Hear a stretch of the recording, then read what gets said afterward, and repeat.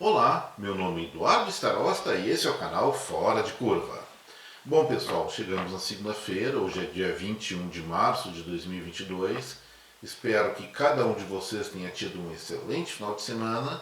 E como eu falei no resumão semanal da última sexta, confusões nos esperam nos próximos dias. Vamos começar a tratar de algumas delas hoje então.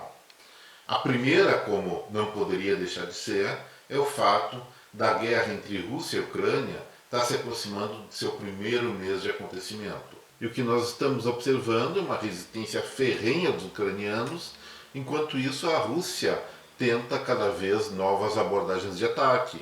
Agora estão usando os tais dos mísseis hipersônicos e algumas armas de muita letalidade. Bom, primeiro vamos considerar que toda guerra é realmente um absurdo. As vítimas normalmente são pessoas inocentes que não têm nada a ver com disputas políticas que deflagraram esse conflito.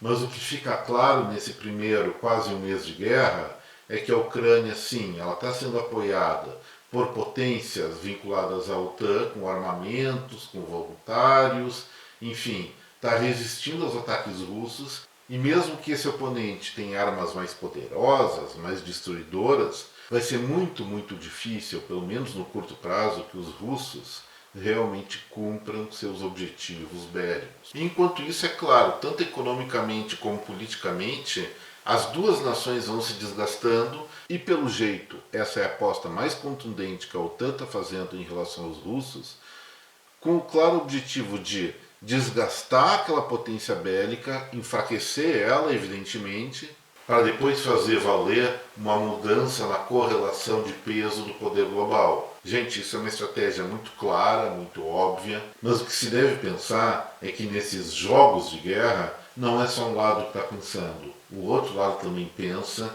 e deve ter alternativas a cenários mais ou menos previsíveis. Se eu, Eduardo Starosta, consigo enxergar essa situação, esse cenário, imagina um centro de inteligência altamente especializado como tem a Rússia. Então, eles devem estar pensando, devem ter alternativas e, normalmente, isso não são coisas muito óbvias. E uma situação dessas não deixa de ser um pouco assustadora. Como eu falei em outra edição do Fora de Curva, entra nesse cenário o uso de armas mais mortíferas, inclusive aquelas nucleares que a gente não gosta de falar, ou então uma aliança mais sólida com a China, que poderia estar financiando o esforço de guerra dos russos contra a Ucrânia, e isso mudaria completamente a correlação de forças. Teria, evidentemente, outras consequências globais. Mas dentro dessa situação, desde o início, eu advogo pela defesa da Ucrânia. A Ucrânia foi atacada, é uma democracia e queria seguir seus próprios passos. Mas isso não quer dizer que tanto Putin como o Zelensky sejam dois, um anjinho, outro demônio, ou vice-versa, ou os dois anjos ou os dois demônios. Cada um tem suas qualidades e cada um tem seus desvios de caráter. Cada um tem suas maquinações. E o que eu estou enxergando agora, que começa a aparecer nesse momento, pelo menos pelas notícias raras que vem chegando, é que o Zelensky, usando o estado de sítio, simplesmente baniu a existência de 11 partidos políticos da própria Ucrânia. É uma situação de exceção? Sim, é uma situação de exceção. Mas esse banimento está sendo associado ao fato, segundo ele, desses 11 partidos serem pró-Rússia. E aí eu vou botar uma pulga atrás da orelha de cada um de vocês. Será mesmo que tem 11 partidos políticos na Ucrânia que nesse momento ousariam defender uma rendição para a Rússia ou uma reaproximação daquele país que está atacando o seu povo? Olha, um ou dois até pode ser, porque tem louco para tudo. Mas eu pessoalmente acho muito difícil.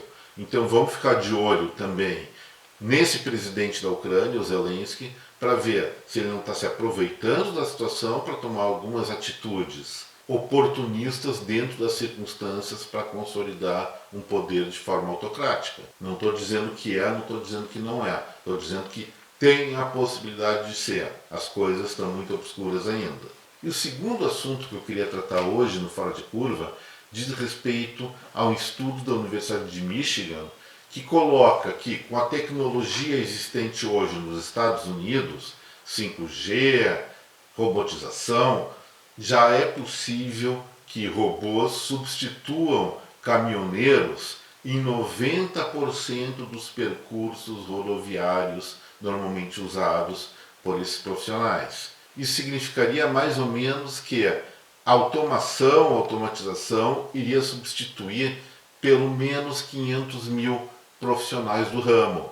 É lógico que isso aí demoraria um tempo para se consolidar, mas em princípio as tecnologias já existem, estão em fase de amadurecimento muito avançada para chegar nesse ponto, e se isso der certo, é só uma questão de tempo para que essa nova forma de logística se espalhe ao redor do mundo, inclusive aqui no Brasil. A questão é, a gente não pode travar as rodas do progresso, especialmente dos caminhões.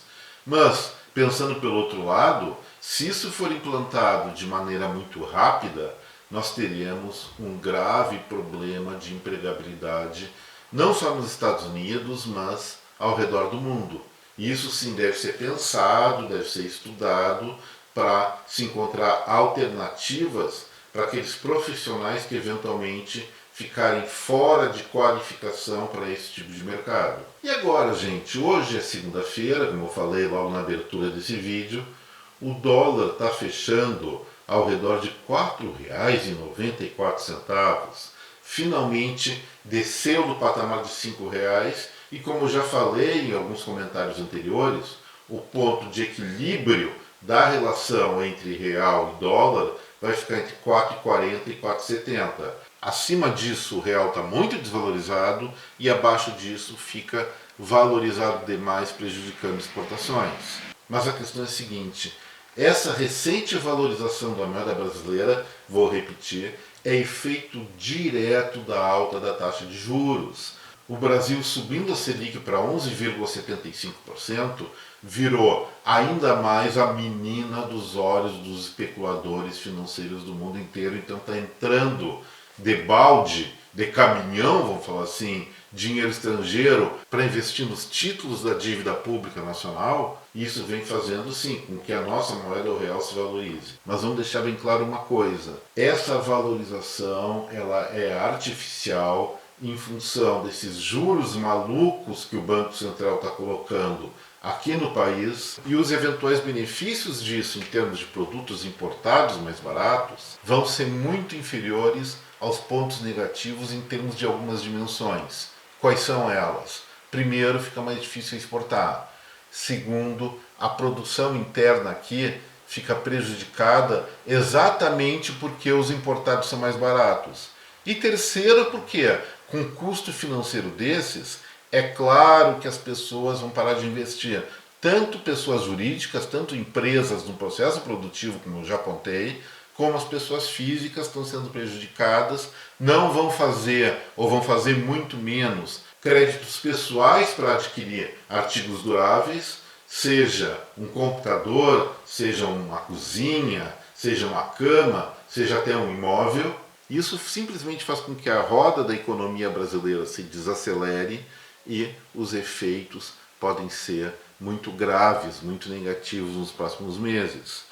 Não vai adiantar esse pacote de bondades que o presidente Jair Bolsonaro lançou esses dias de 160 bilhões de reais, porque esse dinheiro que vai entrar são antecipações, são empréstimos de curto prazo para resolver problemas pontuais, não para ativar a economia, não para ativar o consumo de forma efetiva, de forma duradoura. Então, é claro que o Banco Central tem sua autonomia, mas está na hora da sociedade, não só o meio político, mas a sociedade civil, pressionar mais as autoridades monetárias no sentido de convencer elas que, por conta da política monetária do Brasil, o nosso país pode estar entrando num grande buraco nos próximos meses e que vai ser muito difícil de sair em pouco espaço de tempo, pelo menos. E para finalizar o Fora de Curva, já que nós começamos a semana com coisas muito pesadas, vamos fazer um turisminho. Vamos para Guerreiro Negro, que é uma praia no México do lado do Pacífico. Lá você pode alugar um barquinho para fazer um passeio e corre o risco de você ser premiado de não precisar usar os remos. Você pode simplesmente pegar a carona de uma baleia. Foi isso que aconteceu lá há uma semana atrás, mais ou menos.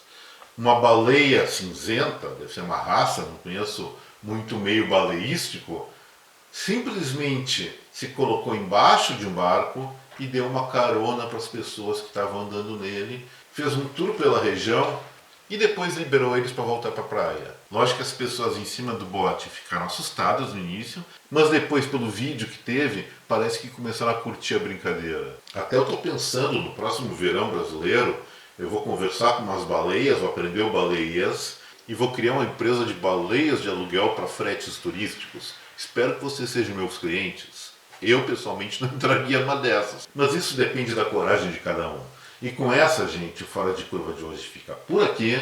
Espero que você tenha gostado desse vídeo. Se gostou, por favor, não esqueça, deixe seu like, compartilhe esse material com a sua rede de contatos e se inscreva aqui no nosso canal. Mais uma vez, muito obrigado pela atenção. Até breve. Tchau e um forte abraço a cada um de vocês.